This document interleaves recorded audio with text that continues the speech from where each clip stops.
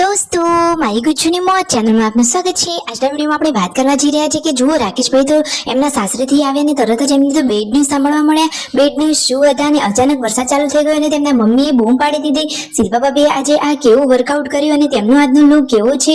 આજે તો સવાર પડી છે તેમના સાસરીમાં, તો દોસ્તો તેઓ રોકાવાના છે। શિલ્પા ભાભી કેટલા દિવસ પછી આવવાના છે બધી જ માહિતી મળશે તમને આપણા આ વિડીયોમાં। મારી ચેનલ બનાવવા હોય તો ચેનલને ફટાફટ લાઈક શેર અને સબસ્ક્રાઇબ કરી દો। Full video N Thakor family vlog channel દોસ્તો ફૂલ વિડીયોની લિંક ડિસ્ક્રિપ્શનમાં મૂકેલી છે, ત્યાં જઈ તમે આખો વિડીયો વોચ કરી શકો છો। આવી ટૂંકી ટચુકડી લાઈવ લેટેસ્ટ ટ્રેન્ડિંગ માહિતી મેળવવા માટે કરી દો મારી ચેનલને ફટાફટ સબસ્ક્રાઇબ। તો ચાલો દોસ્તો વધારે રાહ ન જોતા વિડીયોની શરૂઆત કરી દઈએ। તમે વિડીયોમાં લાઈવ જુઓ કે શિલ્પા ભાભીએ તો અહીંયા પિયરમાં આવીને કસરતનું કામ ચાલુ કરી દીધું છે। તેમને તો આજે શર્ટ પહેર્યો છે, એમનો લુક તો આજે અલગ જ લાગી રહ્યો છે। પછી એ તો નાસ્તો કરવા માટે બેસી ગયા છે, સરસ મજાનો ચા દૂધ અને સાથે બિસ્કિટ અને પાપડીનો નાસ્તો છે। તો જુઓ તેમનું આ પિયરનું ઘર છે, શિલ્પા ભાભીના પિયરનું ઘર છે એ જક્ષીબાઈનું પણ ઘર જ છે, એટલે કે બંને ભાઈ બહેન છે। અને રાકેશભાઈ કહે છે કે આજે તો જમવાનું પણ મારા સાસરીમાં જ છે। તો જુઓ અહીંયા નાસ્તો કરી રહ્યા છે ને પછી જમવા માટે ગયા હતા, એમને ત્યાં એક ઘરની જમવાનું કહ્યું હતું, તો ત્યાં બનાવે છે સરસ મજાના છોલે ભટુરે, મસ્ત મજાની જોડી પ્યાજ કાટેલી છે અને મસ્ત મજાની ઠંડી ઠંડી છાશ। શિલ્પા ભાભી અને રાકેશભાઈને એમના ઘરે જમવાનું કહેલું હતું, તો એ તો ત્યાં જમવા માટે પહોંચી ગયા છે। અને શિલ્પા ભાભી તો આખા અલગ જ લાગી રહ્યા છે। રોજ આપણે એમની સાડીમાં જોયેલા અને આજે આ શર્ટ વાળા લુકમાં તેમનો અલગ જ અંદાજ છે, એટલે કે આખો લુક જ બદલાઈ ગયો છે। તો જો રાકેશભાઈ કહે છે કે મારે તો આ જમવાનું વધારે છે, લાવો થોડુંક કાઢી લઈએ। પછી તેમને શાક થોડુંક કાઢી લીધું, બાકી બન્યું હતું ટેસ્ટી અને ચટાકેદાર શાક, તો મસ્ત મજાનું અહીંયા જમી લીધું। અને રાકેશભાઈ કહે છે કે મારે તો ફટોફટ જમવાનું પણ થઈ ગયું અને શિલ્પા ભાભી તો હજુ જમી રહ્યા છે। આજે તો બનાવે છે જોરદાર છોલે ભટુરે।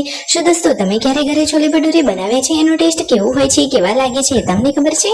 જો અને યશ તો અહીંયા બેઠી બેઠી બિસ્કિટ ખાઈ રહી છે અને શિલ્પા ભાભી અહીંયા આજે પિયરમાં આવીને મસ્ત મજાની મોજથી વાતોચીતો કરી રહ્યા છે। જુઓ આ ઘરે તેમને જમવાનું કહ્યું હતું અને જમી કરી અને પછી તેઓ જઈ રહ્યા છે તેમના ઘરે। તો દોસ્તો શું રાકેશભાઈ તેમના સાસરીએ નથી રોકાવાના અને શિલ્પા ભાભી કેટલા દિવસ એમના પિયરીએ રહેવાના છે? અને આજે તો કુંવરફાટા મંગાવ્યા છે। અરે આટલા બધા કુંવરફાટાનું શું કરવાનું છે? અરે એમના ઘરે વાવવા માટે લઈ જવાના છે ને એમાંથી મસ્ત મજાની એકદમ હોમ દેશી રેમેડી બનાવવાની છે। એ શું બનાવવાની છે તમને ખબર છે? એ પણ આ વિડીયોમાં તમને જાણવા મળી રહેશે। પાર્વતી ભાભીને કુંવરપાઠું બહુ જ ગમે છે ને એનો ઉપયોગ એ તો બહુ જ કરે છે। અને રાકેશભાઈ તો ઘરે આવ્યા અને તરત જ એમને તો બેડ ન્યૂઝ સાંભળવા મળ્યા। બેડ ન્યૂઝ શું હતા તમને ખબર છે? કે એમના કુટુંબમાં એક દાદીમાનું નિધન થઈ ગયું છે। દોસ્તો રાકેશભાઈને તો આ વાત સાંભળતા જ શોક લાગી ગયો, કારણ કે એ દાદીમાં તો હરતા ફરતા હતા, ઉંમર લાયક હતા અને પછી થોડાક ટાઈમથી તેમને કેન્સરની તકલીફ હતી, પરંતુ તો પણ બધું જ કામ જાતે જ કરતા હતા।